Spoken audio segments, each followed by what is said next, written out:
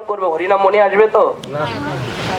তাহলে উত্তর দিয়েছে হরিনাম যদি করতে হয়, ভগবানের নাম যদি করতে হয়, ভগবান বৈকুণ্ঠ লোক যদি যেতে হয়, ভগবান ধামে যদি যেতে হয়, তাহলে কৃপা করে প্রহ্লাদের মতো, ধ্রুবের মতো একটু সকাল সকাল এসে সাধুগুরুর চরণে দাঁড়িয়ে যাও। কৃপা করে তোমার এই চরণ ছাড়া করো না।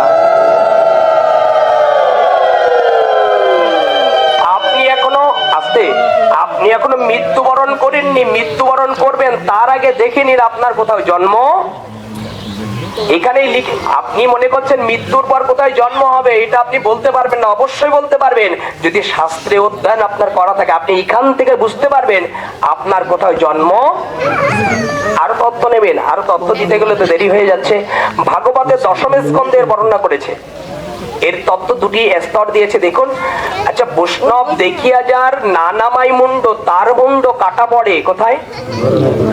আরে কারো মুন্ড কাটা দেখেছি আমরা এ পর্যন্ত? তাহলে এই কথার মূল্য কি এলো? এই কথার মূল্য কি এলো? বলছে বৈষ্ণব দেখিয়া যে জন নানামাই মুন্ড, তার মুন্ড কাটা পড়ে নরকেরও কুণ্ড। আমাদের ছেলেরা, আমাদের ছেলে তো দূরের কথা, আমরা এখনো লক্ষ্য করে বৈষ্ণব দেখিয়ে আমরা এখনো প্রণাম করতে চাই না। কি স্তর আমরা দাঁড়িয়েছি! আমরাও বৈষ্ণব সাধু গুরুজন দেখলে মাথাটা নওয়াতে চায় না। এই যারা নওয়াবেন না, মনে রাখুন মুন্ড কাটা যাবেই। ব্যাখ্যায় আসুন, শাস্ত্রে আসুন, তত্ত্ব পাবেন। আমি প্রমাণ দিচ্ছি শাস্ত্র থেকে, ভাগবত থেকে, দশম স্কন্ধে যদি ভাগবত থেকে দেখে নিন। এই দামোদর ব্রতের এই ব্রতটা সবাই করে, এই লীলা তার মধ্যেই যুক্ত আছে।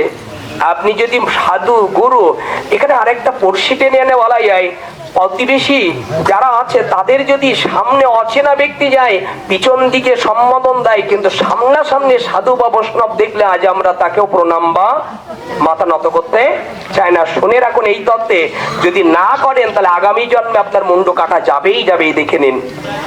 এই দামোদর ব্রতের উত্তর দিয়েছে, জলকেলি খেলা খেলছিল নলকুবেরের, এই যে এই জায়গায় দাঁড়িয়ে ধনকুবেরের সন্তানকে নলকুবের আর মণিগ্রীব।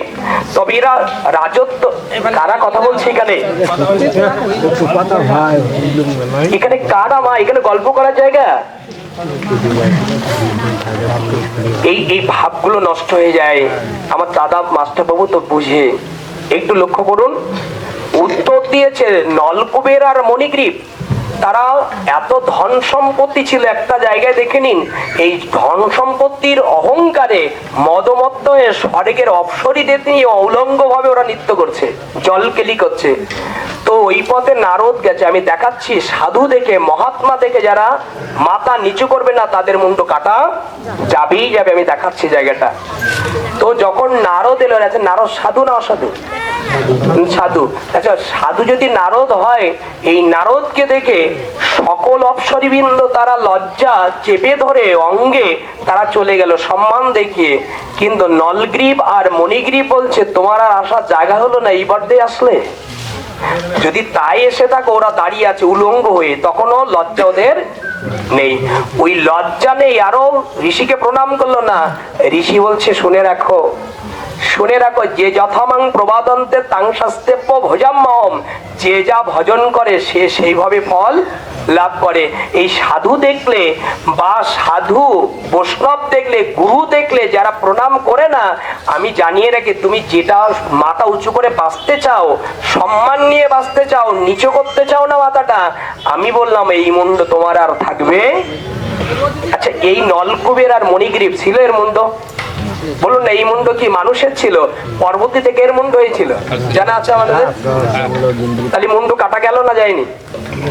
শাস্ত্র যেটা ব্যাখ্যা দিয়েছে, ব্যাখ্যায় কত সুন্দর নিপরণ ব্যাখ্যা দিয়েছে। তখন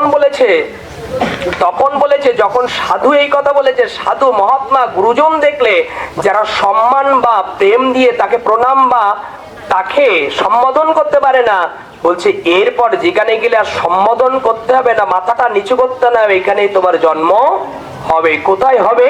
বলছে সারা জীবন যেখানে গেলে মাথা উঁচু করে বাঁচতে পারো, ওখানেই তোমার জন্ম। কারা উঁচু করে বাঁচে? নারকেল গাছগুলো, দেবদারু গাছগুলো দেখেছি আমরা, এরা গাছগুলো উঁচু থাকে না নিচে থাকে?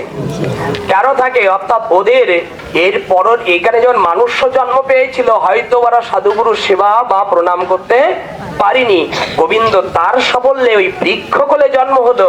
তখন নারদের সন্মে এই দুই ভাইয়ের চোখ খুললো, প্রভু তাই যদি হয়, আমি বুঝতে পারিনি, নারীত্ব কামের মোহে পড়ে প্রভু তোমার চরণে আশ্রয় গ্রহণ করছে, একটু ক্ষমা করে দাও। নারদ বললে, আমি যা বলেছি তার ক্ষমা হবে না। তবে এই শেষে যে চরণ সেবা করেছ, শেষে যে চরণ বন্দনা করেছ, তার জন্য আমি বলি, তুমি অন্য গৃহের, কোন নদীর গৃহের, কোন কূপের গৃহের তুমি বৃক্ষ হবে না, তুমি বৃন্দাবনের বৃক্ষ হতে এইটুকু সেবাই। দেখেন তত্ত্বটা, এইটুকু বৈষ্ণবকে যেটুকু লাস্টে তুমি আমাকে প্রণাম করলে, এইটুকু বন্দনা, এইটুকু প্রণামের জন্য আমি তোমাকে আশীর্বাদ দিচ্ছি। বৃন্দাবনের বুকে বৃক্ষ হয়ে জন্ম নেবে, আর তোমাকে উদ্ধার করতে কৃপা করে গোবিন্দ যাবে, কৃপা করে এই শপথ তুমি হবে। এমনি এমনি সাধুর চরণে কেউ পড়ে যায় না, কতগুলি হৃদয় নিন। এই তাত্ত্বিক তত্ত্বগুলোকে নিরূপণ করে দিয়েছেন আমাদের শাস্ত্রে। অনুরোধ করব, সাধুগুরু বৈষ্ণবকে দেখলে, কিছু না হোক তাদের দিকে দেখলে হাত জোড় করে নিজেকে হরে কৃষ্ণ প্রণাম বা একটু তাদের আরতি জানাবেন। আমরা সবার এই স্বপ্রকাশ একটু লক্ষ্য করবেন। আমরা মৃত্যুর তত্ত্বের আলোচনার দিকে ফিরে যাচ্ছি। সেই মৃত্যু তত্ত্বের আলোচনার দিকে ফিরে গিয়ে যেখানে আমরা দাঁড়িয়েছি, মৃত্যুর আগে বোঝা যাবে আপনি আপনার কোথায় জন্ম, এখানে আপনি নিজে বুঝতে পারবেন আমার কোথাও জন্ম হবে। যদি আপনি পাপও করে থাকেন, এখানে যারা আছেন পাপ করার কথা কেউ স্বীকার করে না, পাপ করার কথা পাপ করলে কেউ স্বীকার করে না, কিন্তু আজকে অনুভব করে নিন, এখানে একটু অভিনব কথা চলে আসছে, একটু হৃদয় নিন। যদি পাপ করে থাকো, স্বীকার যদি না করতেও পারো, তাহলে মনে মনে অনুভব করে নিন, এ থেকে আমি যদি ক্ষমা বা অপরাধ আমি যদি যুক্ত না থাকি, তাহলে নিশ্চিত ভাবে এই জন্ম, এই দেহ আর পাবো না, এই দেহ আর পাবো না। এই তত্ত্বকে অনুরূপ করে জানাচ্ছে আমাদের, অনুরূপ করে অনুভূতির জায়গায় দাঁড়িয়েছে যে এই দেহ আর পাবো না। এই দেহ যদি পেতে হয়, তবে একটা স্মরণীয় সন্ধিক্ষণের বা তত্ত্ব জেনে রাখুন, যারা পাপ করেছেন, অপরাধ করেছেন, স্বীকার করতে পারছেন না, তবে তুমি এক জায়গায় গিয়ে দাঁড়াও, তোমার জীবনকে অতিক্রম করতে পারবে। কোথায় জানো? মহাপাপী বেশ্যা ছিল, মহাপাপী বেশ্যা ছিল লক্ষ্য হীরা। তিনি পাপ করেছিল, জেনেও ছিল, কিন্তু তিনি বুঝতে পারেননি। এত বোঝার সক্ষম যখন হলো, 2 রাত্রের পরে 3য় রাত্রে গিয়ে যখন নাম শ্রবণ করেছে সাধু হরিদাসের নিকটে গিয়ে, 3য় রাত্রে বলেছে, এতদিন যারা দেহ দিয়ে যাদের সুখ দিয়েছি, দেহ দ্বারা যাদের দেহ, আমার দেহ যারা আনন্দ পেয়েছে, কিন্তু এর বিনিময়ে এর পরের জন্ম আমি আর পাবো না, যতদিন আমি এ কর্ম করেছি। লোকেরা 3 দিন সাধুর সেবা করে নাম শুনে 3য় রজনী গিয়ে হরিদাসের চরণ দিয়ে দুটি জড়িয়ে ধরে ফুপিয়ে ফুপিয়ে কাঁদছেন, তোমাকে ধ্যান ভঙ্গ করতে এসেছি, কিন্তু আমার আজ ধ্যান ভঙ্গ হলো। এসেছিলাম তোমার ধ্যান ভঙ্গ করতে, কিন্তু আজকে আমার ধ্যান ভঙ্গ হলো। আমি আজ এই দেহ দিয়ে, যেটা ভজনের মূল তনু, হরিনাম সংকীর্তন মানুষ্য দেহ করা যায়, এ দেহের পর যদি কুকুরের সেগালে আর জন্ম হয়, অত বড় জিহ্বা হলে ওই জিহ্বায় আর গৌর বলা যাবে না, কৃষ্ণ বলা যাবে না। একবার ভাবেন, যারা এখানে বসে কথাগুলো শুনছেন, আপনি মানুষ্য জিহ্বা দিয়ে হরিনাম করতে পারবেন, কিন্তু এর জন্মের পরে যদি এই জন্মটা, মানুষ্য জন্মটা হারিয়ে ফেলে সেগাল, কুকুর, হাতির গর্ভে জন্ম হয়, ওখানে গেলে জিহ্বা পাবো, পুত্র পাবো, পরিবার পাবো, ঘর পাবো, কিন্তু আমি আর হরিনাম পাবো না। আমি আর সাধুগুরু বৈষ্ণবের নিকটে গিয়ে হাগুর হানিতাই বলে আর কাঁদতে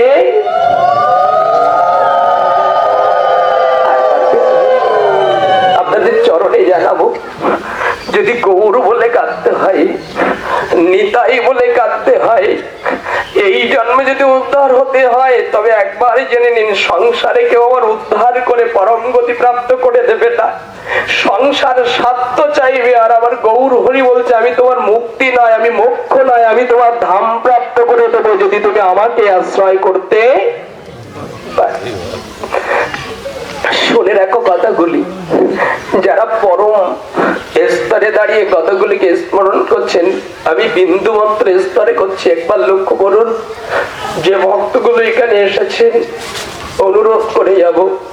চৈতন্য চরিতামৃতে ব্যাখ্যা দিয়েছে, আদি লীলায় কৃষ্ণ বলিতে যার না হয়, কৃষ্ণের চরণে জল আর তুলসী দেয় যেই জন, তারই ঋণ শুধিতে আমি করিও চিন্তন।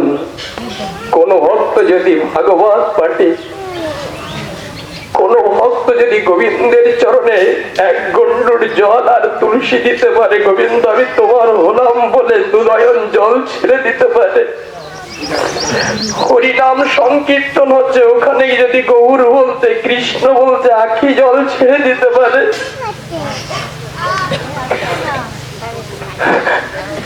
আমার গৌর বলছে কৃষ্ণ বলছে, কৃষ্ণের চরণে জল আর তুলসী দেয় যেই জন, তারই ঋণ শুধিতে আমি করিও চিন্তন।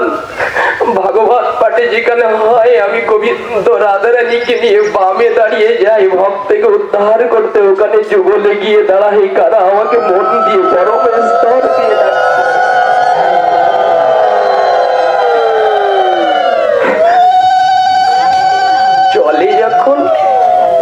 জলে যখন কেউ ডুবে যায় না, জলে যখন কেউ ডুবে যায়, খুব প্রেম আবৃত করা হৃদয়কে স্ফুরিত করে দেয়।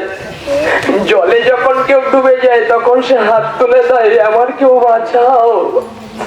ভাগবত পাঠে সাধু সেবায় বৈষ্ণবে যখন কেউ আসে, তিনিও কৃপা করে অনেক ভক্ত চায় নয়ন জল ছেড়ে দিও, আমিও সংসার সাগরে ডুবে যাচ্ছি প্রভু, আমি কিছু দিয়ার নেই, ভজন জানি না, সাধন জানি না, কৃপা করে একমাত্র চোখের জল দিয়ে ভগবানকে সেবা দেয়।